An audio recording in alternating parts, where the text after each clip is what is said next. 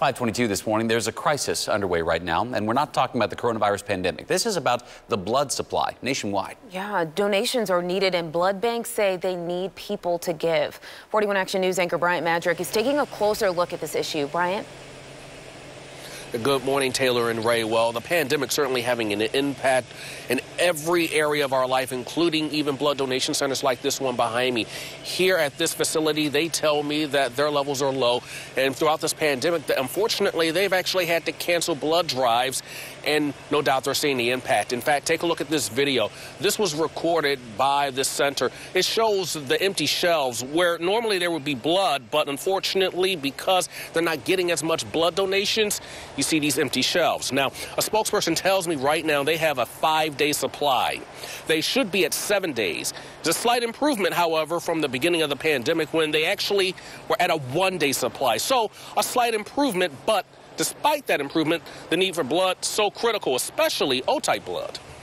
When there's a trauma situation, they have to reach for O-negative blood because they don't know a blood donor's type. I mean, you could check their identification. They might have a blood donor card that says I'm A positive or whatever, but you're always going to transfuse O-negative because that can go to any person with any blood type. Unfortunately, what we saw in 2020 was a pretty consistent blood shortage across all blood types, and that was simply because we didn't have donors coming in the door. Blood donation is essential. It's vital to our healthcare system, but it is a little scary to come out in the middle of a pandemic.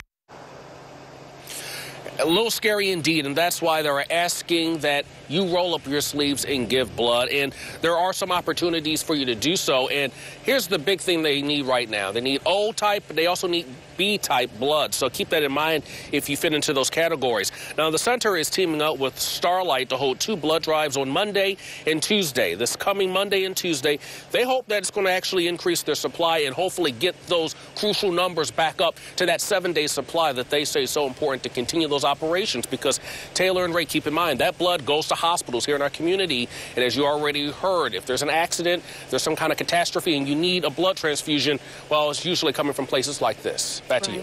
Brian, we know a lot of people are getting vaccinated. Are they still able to give blood?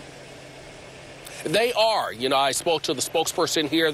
She tells me there are no deferrals. So if you get the vaccine, either for Moderna, Pfizer, Johnson & Johnson, as long as you feel well, you can still come down here and give blood. So you don't have to worry about picking and choosing, do I get the vaccine or do I give blood? You can get the vaccine and then come down here and give blood. Back to you. Good to know, Brian. Thank you very much.